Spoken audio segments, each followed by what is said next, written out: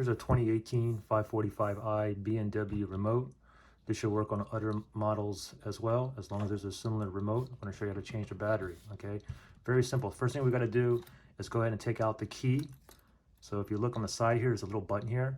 This button, press the button, and then go ahead and pull out this key. Pull it out. Next thing is go ahead and flip it over.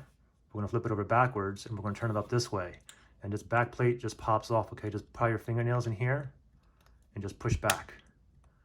You can see, pull that back. The battery takes is a CR232. I'll put a link below to Amazon, but you can get this anywhere, gas stations, grocery stores, Walmart, Target, whatnot. And then from here, you can try to pry that with your fingernails, or for me, I have to use a flathead screwdriver. Let me just pop this out, just like this. And then I'm gonna put this battery in with the writing facing upwards. Go ahead and slide this back in. Make sure it's popped in, just like that. And you put it, we want to go ahead and put it back on here. Put the bottom part on first, the two little things sticking out. Let's go ahead and stick that down there.